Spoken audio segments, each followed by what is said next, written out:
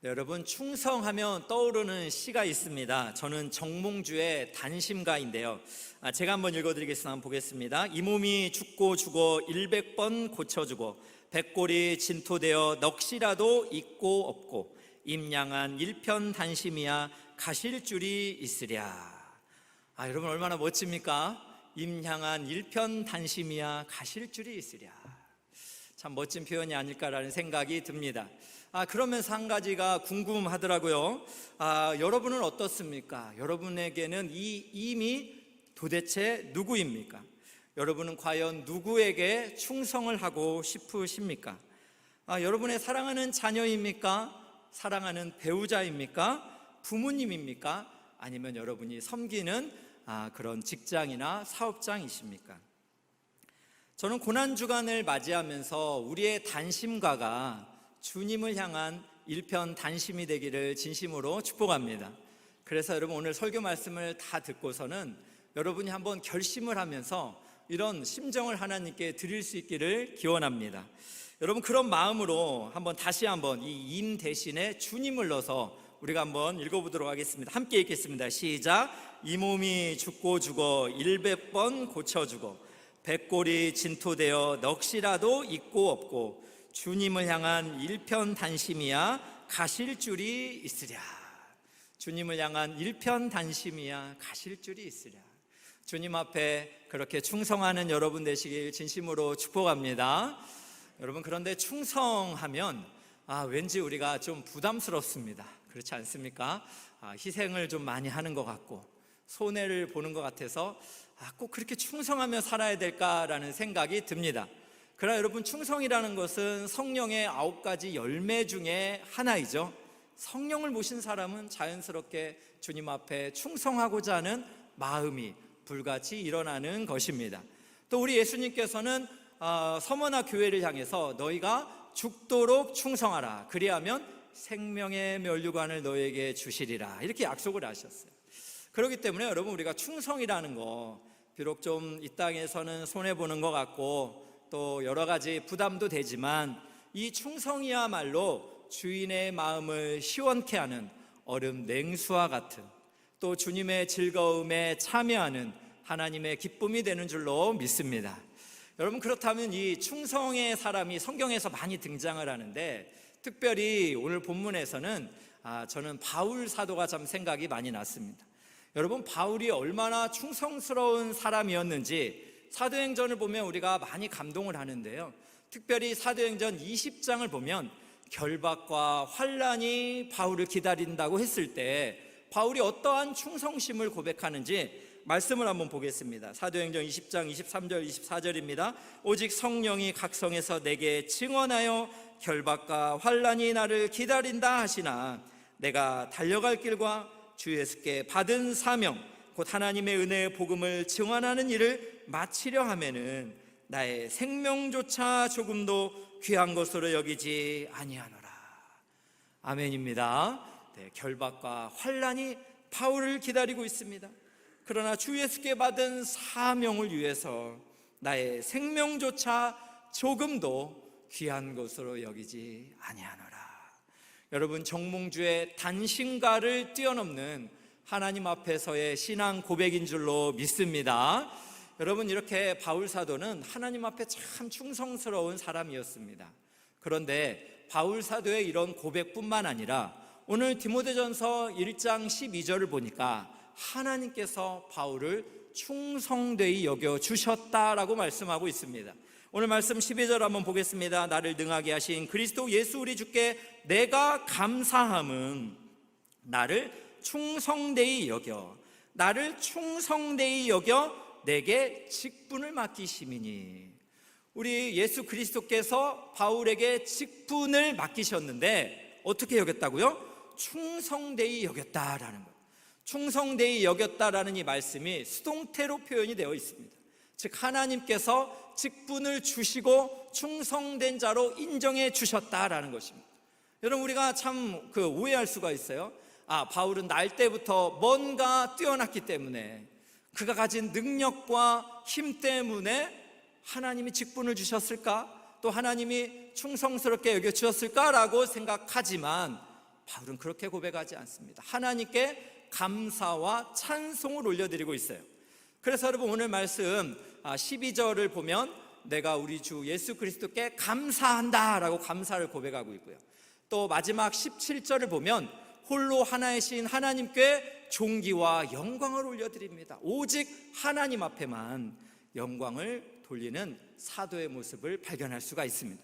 그렇기 때문에 바울 사도는 하나님께서 직분을 주시고 충성되이 여겨 주신 하나님의 사람이다, 하나님의 종이다라는 것을 우리가 생각을 해볼 수가 있습니다. 그렇다면 여러분, 바울 사도가 오늘 본문의 말씀을 통해서 주님 앞에 충성스러운 종이 붙들어야 되는 두 가지를 이야기하고 있습니다. 그 두 가지가 무엇인지 우리가 한번 살펴보기 원합니다. 첫 번째는 무엇이냐면 바로 십자가의 은혜입니다. 바로 십자가의 은혜입니다. 은혜. 여러분, 제가 지난주에 헬스장을 참 또 이렇게 한번 갔더니요, 거기서 좀 특이한 사람을 발견을 했어요. 무엇이냐면 운동기구를 이렇게 사용하는 과정 속에서 그가 이렇게 운동기구를 깨끗하게 하려고 뭐 스프레이를 뿌리고 막 이렇게 걸레로 닦더라고요. 그런데 제가 가만히 살펴보니까 이 사람이 자기가 사용하기 위해서 그렇게 뿌리고 닦은 게 아니에요.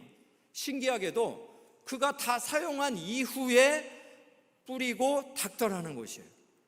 그리고 다른 거를 봤더니 또 다른 기구를 사용하고 또 뿌리고 닦더라는 거예요. 무엇을 하는 겁니까? 자기보다 자기 다음 사람이 운동기구를 깨끗하게 사용하기 위해서 하는 정말 선행 아닙니까? 여러분, 저는 이것을 보면서 감동을 받았어요. 왜 그럽니까? 저는 잘 안 하니까.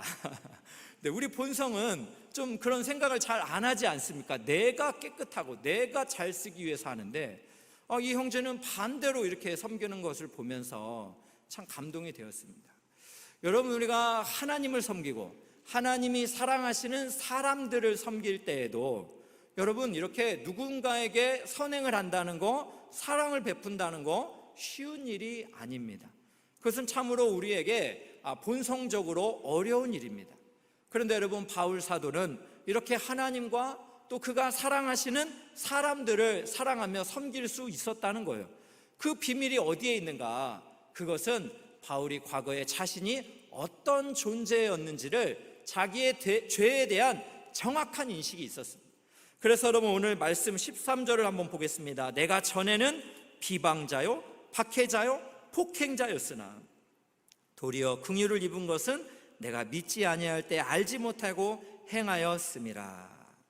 자신에 대해서 뭐라고 세 가지 표현했죠? 자신이 비방자, 박해자, 폭행자였다 표현합니다. 여러분, 여기서 비방이라는 것은 바울이 예수 그리스도를 악하게 말하는 것을 뜻하는 것입니다.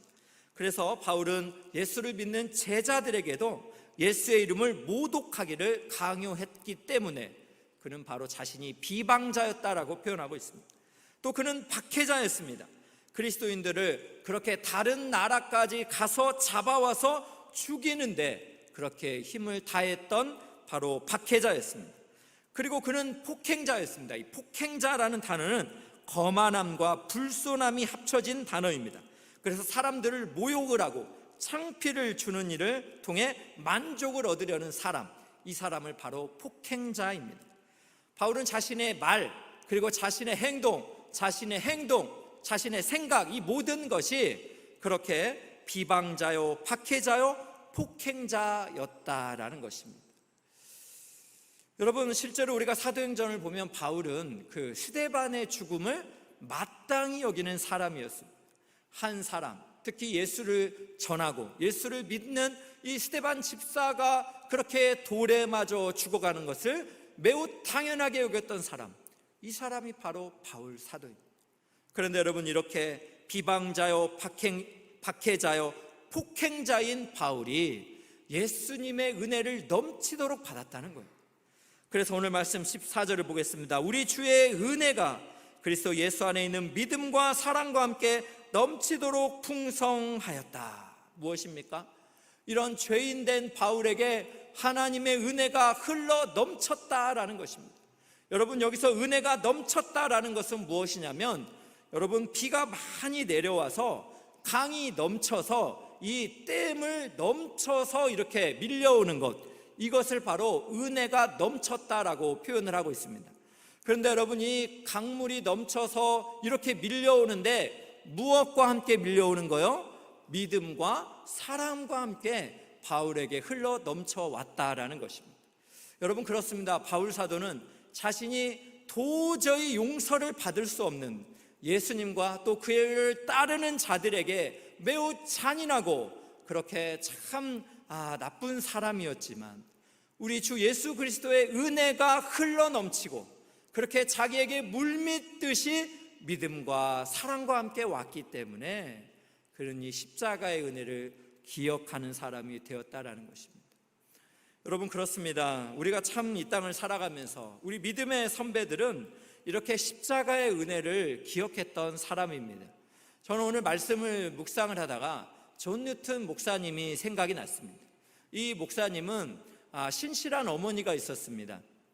이 어머니께서 이렇게 존 뉴턴 목사님을 위해서 어려서부터 기도를 많이 해주셨는데 안타깝게도 이 어머니가 뉴턴의 나이 7살 때 폐결핵으로 그렇게 참 숨지게 됩니다.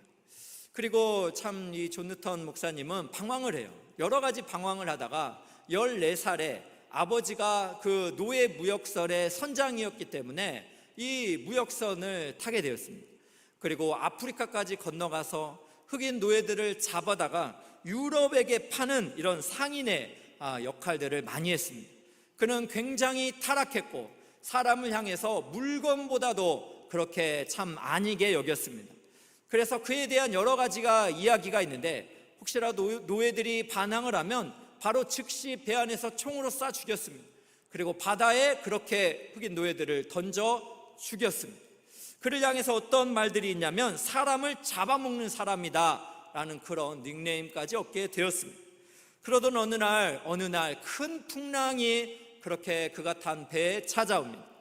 풍랑은 너무 거세였기 때문에 목숨이 위태위태한 상황이었습니다. 그래서 존 뉴턴은 그때 하나님을 붙잡기 시작합니다. 그리고 기도합니다. 하나님, 저는 자비를 받을 가치가 없지만 이렇게 간구하오니 제발 불쌍히 여겨 주옵소서. 그러면 새 사람이 되겠습니다. 그래서 그는 하나님 앞에 참회하고 그렇게 하나님께 기도를 드립니다. 그래서 정말 기적적으로 풍랑은 멈추게 되었습니다. 그리고 그 배는 18일 만에 모두 구조가 되었습니다. 여러분, 이렇게 참 존 뉴턴은 그때 이제 노예 무역선을 이렇게 타는 것을 뒤로하고 조지 휘필드 목사님의 설교를 들으며 회심을 합니다. 그리고 그가 어떤 삶을 살기 시작하냐면 노예 제도를 반대하고 복음을 전하는데 일평생 헌신하게 됩니다. 그에게 영향을 받았던 한 사람이 있습니다. 영국의 윌버포스라는 사람인데요, 이 사람은 노예 해방을 국회에 150여 차례나 의회에 법안을 상정했던 사람입니다. 그래서 여러분, 1807년 존 뉴턴이 죽던 해에 영국에서는 노예 금지법이 통과가 되었습니다. 여러분, 존 뉴턴은 300여 편의 찬송을 지었는데 그 중에 우리가 잘 아는 찬송이 있습니다. 바로 어메이징 그레이스입니다. 나 같은 죄인 살리신 주 은혜 놀라워 잃었던 생명 찾았고 광명을 얻었네. 여러분, 자신의 죄를 그렇게 살려주신 예수 그리스도, 그분의 은혜가 너무나 놀랍다는 것입니다. 그래서 어메이징 그레이스다, 놀라운 십자가의 은혜다라는 것을 그는 이렇게 찬송의 시를 적어서 하나님께 영광을 돌렸습니다. 여러분, 그의 나이 82세, 그가 마지막 설교에서 이런 말을 합니다. 이렇게 고백했습니다. 사랑하는 성도 여러분, 내 기억은 희미해졌지만 지금도 똑똑히 기억하는 두 가지 사실이 있습니다. 하나는 내가 과거에 엄청난 죄인이었다는 것과 또 하나는 그럼에도 불구하고 하나님이 나를 버리지 않으시고 불쌍히 여기사 예수 그리스도를 통해 구원하셨다라는 사실입니다.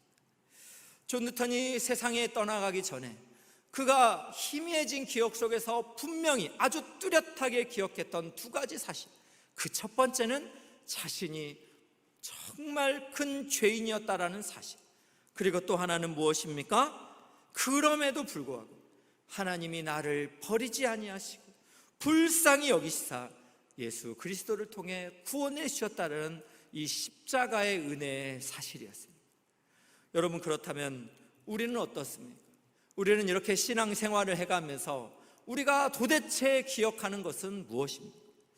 저는 이번 주간이 참 고난 주간이라는 사실에 너무나 깜짝 놀랐어요. 왜냐하면 3월이 시작하고 여러분 벚꽃이 막 피기 시작하고 또 새로운 생활들이 시작하면서 여러분 우리가 얼마나 바쁘게 살았습니까? 얼마나 분주하게 사명을 감당하면서 충성스럽게 그렇게 하루하루를 살았습니까? 한 주간이 얼마나 이렇게 빠르게 지나가는지 깜짝깜짝 놀라며 살지 않았습니까? 그런데 여러분, 바로 이번 주간이 고난주간이래요. 여러분, 제가 오늘 고난주일 설교를 묵상을 하면서 저의 충성됨에 대해서 깊이 있게 생각을 한 거예요. 그러면서 오늘 설교 주제를 제가 이렇게 잡아본 겁니다. 십자가 없는 충성은 위험하다. 내가 주를 위해서 이렇게 하루하루 최선을 다해서 바쁘고 분주하게 사람을 만나고 말씀을 전하고 그렇게 밤낮없이 뛰어다닌다 할지라도 그 안에 십자가가 없다면 이 충성은 누구를 위한 충성인가라는 것이에요. 여러분, 우리가 한번 진지하게 좀 생각을 해봐야 되지 않습니까?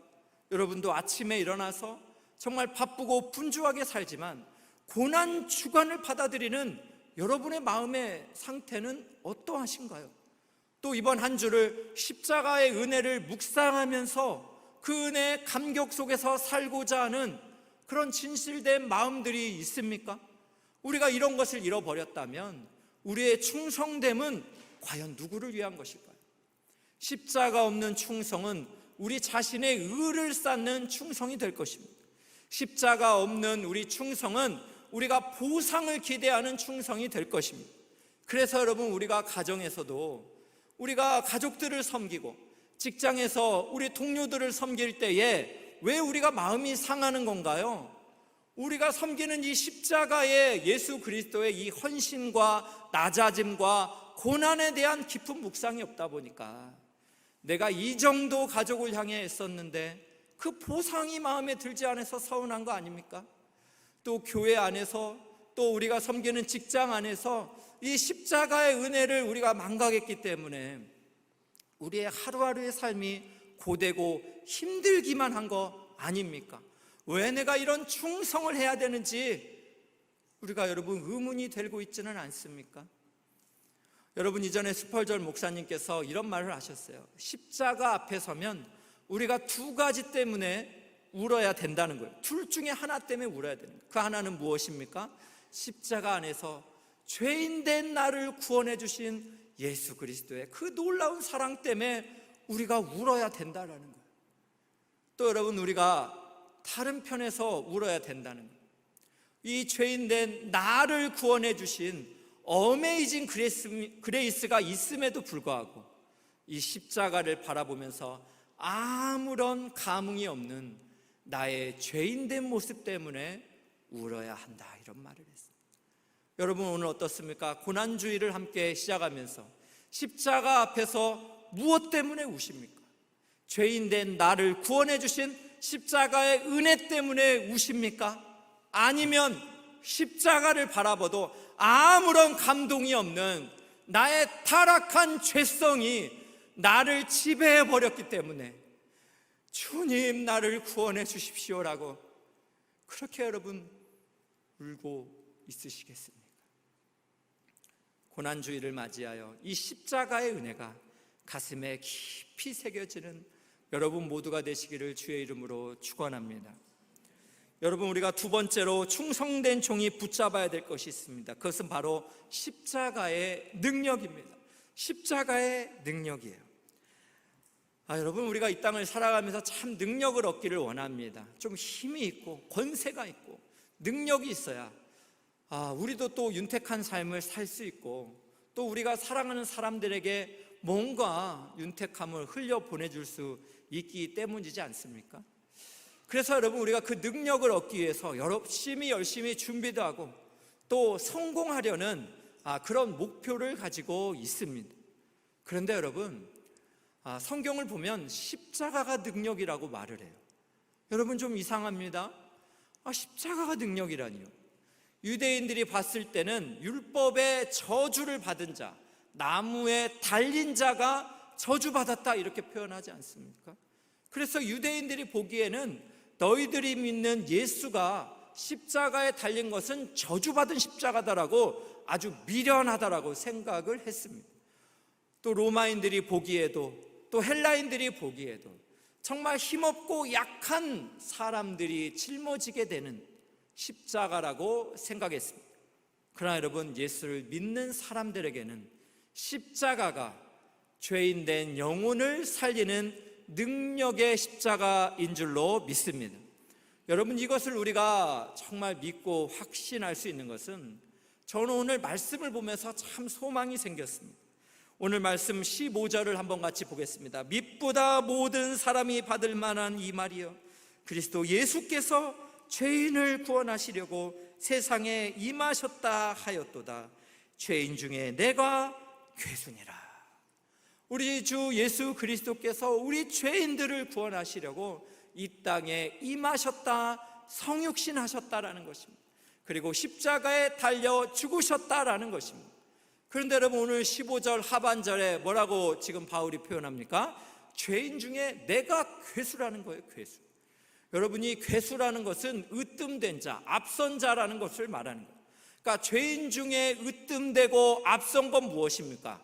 죄를 지은 사람을 앞에서부터 이렇게 쭉 세워보면 바울이 지금 어디에 서겠다는 거예요? 가장 앞에 서겠다는 거예요. 왜? 가장 많은 죄를 지었기 때문에 그렇게 고백하고 있는 것입니다.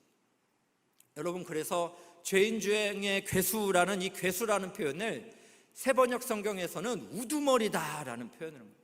죄인들 중에 우두머리라는 거예요, 자신이. 또 여러분, 메시지 성경에서는 뭐라고 표현하냐면 나는 공공의 죄인 1호다라고 표현을 했어요. 공공의 죄인 첫 번째다라는 거예요. NIV 성경으로는 더 워스트라고 이렇게 표현을 했어요. 죄 중에 가장 나쁜 자, 가장 큰 죄인이다라고 자신을 그렇게 표현한 겁니다. 여러분, 바울 사도는 이게 그냥 겸손의 표현이 아니에요. 바울 사도는 예수 그리스도를 깊이 있게 알아가면 알아갈수록 자신의 죄를 발견하게 된 겁니다. 거룩하신 하나님 앞에 가까이 가면 가까이 갈수록 자신이 이 죄와 얼마나 반대편에 있었는지 그가 더욱더 깨닫게 됩니다.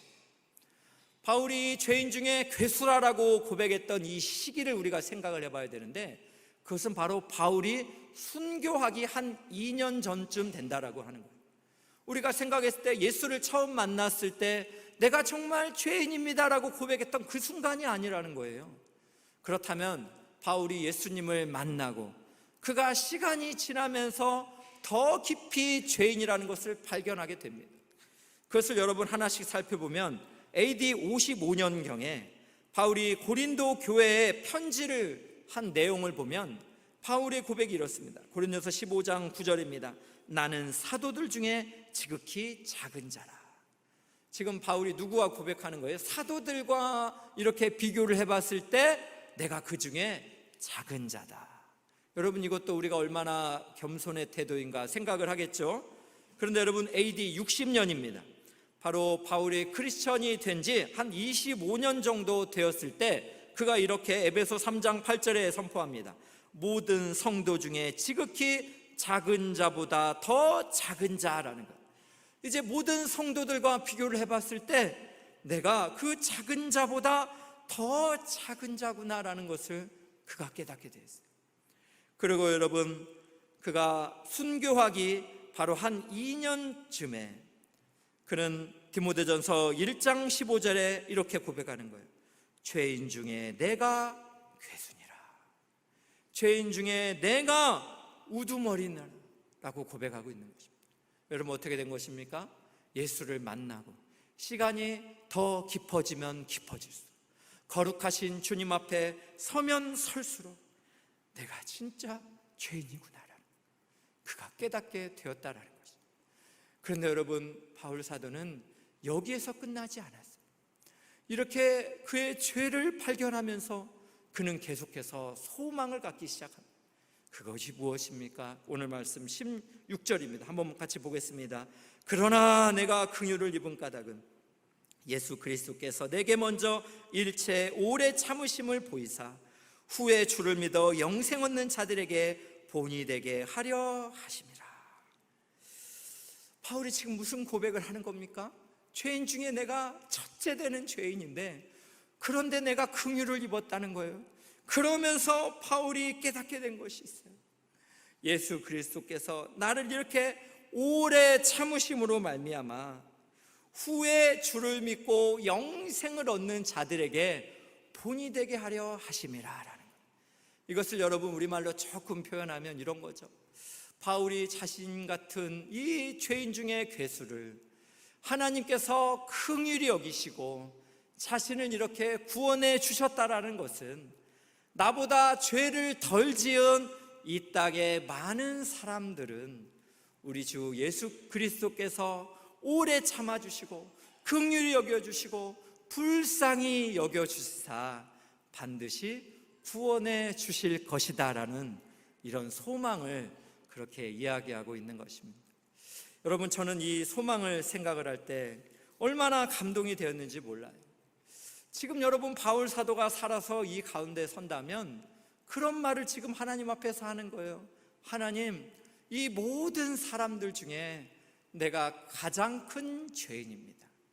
그렇다면 나를 구원해 주신 우리 주 예수 그리스도의 긍휼과 오래 참으심이 있다면 오늘 이곳에 앉아 계신 모든 사람들은 우리 예수님께서 얼마나 긍휼히 여기시고 얼마나 오래 참아 주시겠느냐라는 이야기를 하는 것입니다. 여러분, 우리가 생각을 해보세요. 바울 사도가 이 땅을 살면서 얼마나 더 많은 죄를 지었다고 생각합니까? 그가 정말 우리보다 더 많은 죄를 지었기 때문에 그가 형벌을 받아 순교했다고 여러분 생각하십니까? 아닙니다. 아닙니다.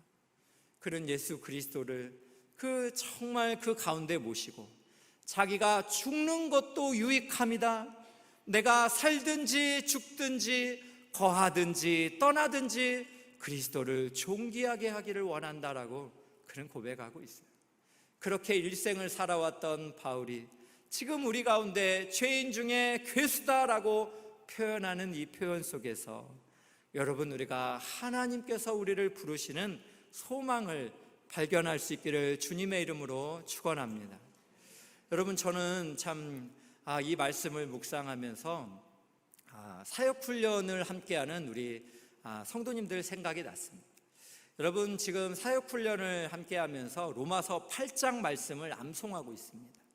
이제 기회가 되면 수료식 때 이곳에서 로마서 8장을 이렇게 암송하면서 예배를 드릴 계획인데요.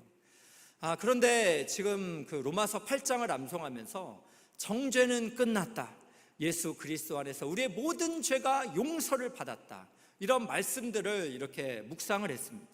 그래서 제가 생활 과제를 내드렸어요. 무엇이냐면 하얀 백지 위에 여러분이 이제까지 과거에 지은 모든 죄를 한번 적어보고 그리스도의 십자가가 모두 용서하셨다라는 믿음 속에서 이것을 불태워라라고 이렇게 과제를 냈어요. 귀한 우리 성도님들이 정말 이 생활 과제를 하면서 그렇게 자신의 죄가 죄처럼 그렇게 모두 없어지는 것을 보면서 예수님이 나를 용서해 주신 것에 대한 이 복음의 감격을 많이 누렸는데요.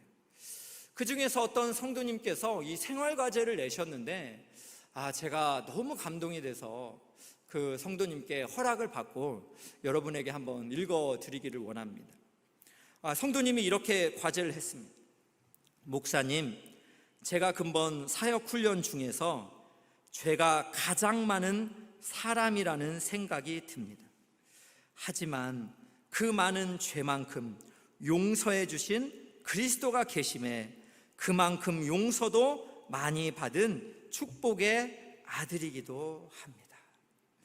우리 사역훈련 받으시는 우리 남자 형제님께서 이 사역훈련생 중에서 자기가 죄가 가장 많이 받은 사람이라는 생각이 들었다는 거예요.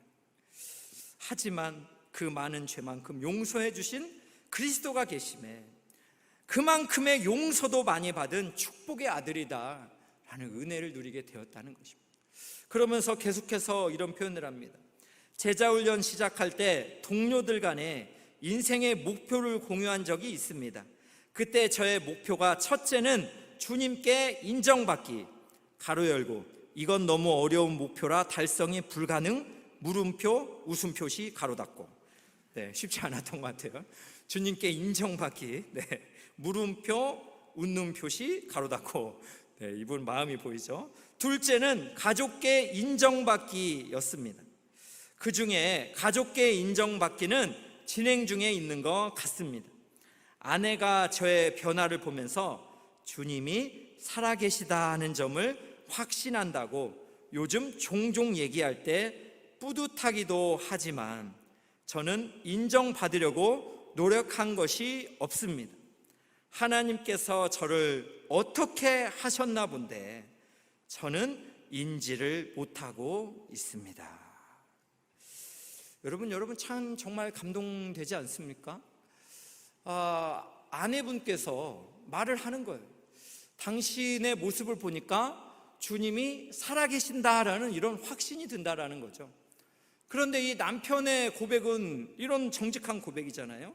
저는 인정을 받으려고 노력을 한 것이 없다라는 거예요. 그런데 하나님께서 저를 어떻게 하셨나 본데 저는 인지를 못하고 있습니다. 여러분, 이것이 바로 십자가의 능력입니다. 유대인이 보기에 저주받은 십자가, 미련해 보이는 십자가지만 그 십자가의 예수 그리스도를 믿는 그 믿음 안에는 우리가 인지를 하지도 못하는 환경 속에서 주님의 살아계심이 우리의 삶을 통해서 그렇게 나타내고 있다는 것을 믿으시기를 축원합니다.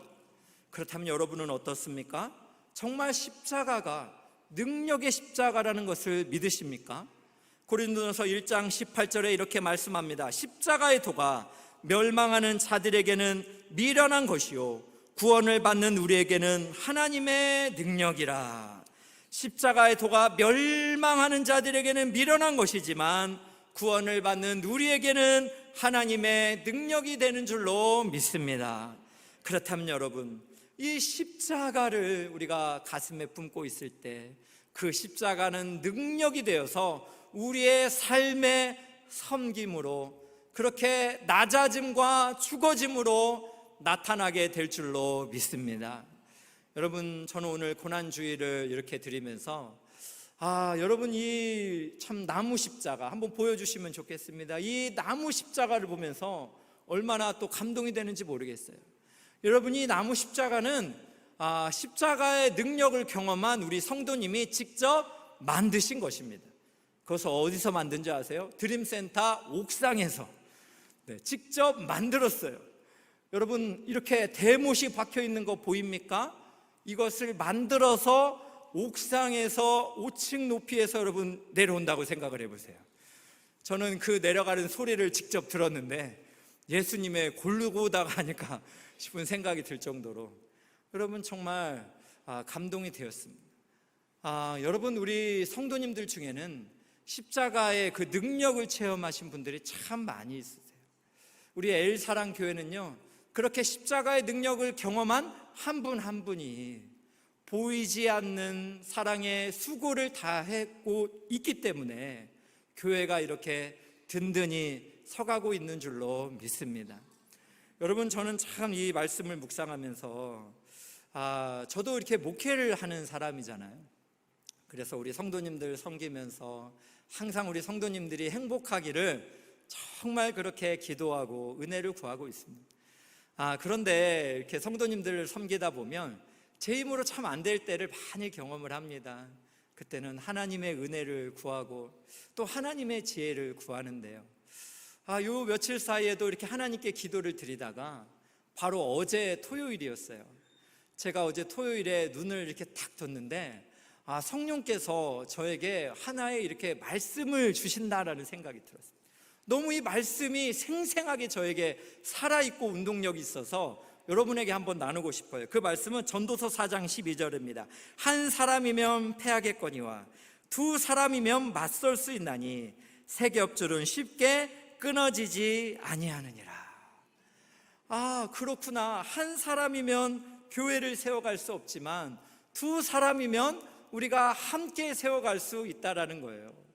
여러 가지 영적인 공격 가운데서도 십자가의 능력을 경험한 성도님들이 함께 엘사랑 교회를 세워갈 수 있구나라는 생각이 너무나 감사가 되었습니다. 그러면서 제 안에 이렇게 성령께서 저는 주신 선명한 그런 메시지였다라고 생각해. 그게 무엇이냐면 광룡아 너에게는 공동체가 선물이다. 아멘입니까? 엘사랑 교회 안에서 만나는 한 분 한 분이 너에게 선물이다라는 이런 감동을 주셨습니다. 여러분, 그렇습니다. 우리 교회 안에서 십자가의 능력을 경험한 여러분 한 분 한 분이 저의 인생에도 가장 큰 선물인 줄로 믿습니다. 여러분, 이 능력을 알았던 바울 사도는 오늘 디모데전서 1장 12절에 그의 능력의 비결이 어디에 있는지, 그가 직분을 끝까지 감당할 수 있는 비밀이 어디 있는지 이렇게 표현하고 있어요. 한번 보겠습니다. 12절입니다. 나를 능하게 하신 그리스도 예수 우리 주께 내가 감사함은. 그의 감사는 무엇입니까? 나를 능하게 하신 우리 주 예수 그리스도. 여러분, 여기서 사용된 이 능하게 하신 이 동사가 어디에 이렇게 또 똑같이 사용이 됐냐면 빌립보서 4장 13절에 사용이 되었습니다. 제가 한번 같이 보도록 하겠습니다. 나는 비천에 처할 줄도 알고 풍부에 처할 줄도 알아. 모든 일 곧 배부름과 배고픔과 풍부와 궁핍에도 처할 줄 아는 일체의 비결을 배웠느라. 내게 능력 주시는 자 안에서, 내게 능력 주시는 자 안에서 내가 모든 것을 할 수 있느니라. 여기서 지금 빌립보서 4장 13절에 내가 능력 주시는 자 안에서, 이 능력 주시는 자, 이 단어가 오늘 디모데전서 1장 12절에 바울이 우리 주 예수 그리스도에게 감사함은 무엇이라고요? 나를 능하게 하시기 때문이다. 여러분, 이렇게 동사가 사용되면서 하나님께 감사의 고백을 드리고 있는 줄로 믿으시기를 주의 이름으로 축복합니다. 그러므로 사랑하는 귀한 성도 여러분, 오늘은 고난주일입니다. 그리고 우리가 이번 한 주를 고난주간으로 그렇게 하나님 앞에 충성스럽게 살아가기를 소망하고 있습니다. 그렇다면 이 고난주간을 맞이하여서 하나님께서 우리에게 주신 십자가의 은혜, 그리고 우리에게 주신 십자가의 능력을 우리가 깊이 있게 묵상하고 붙들면서 하나님께서 충성되이 여겨주시는, 그러므로 말미암아 생명의 면류관을 받으시는 여러분 모두가 되시기를 주의 이름으로 축원합니다.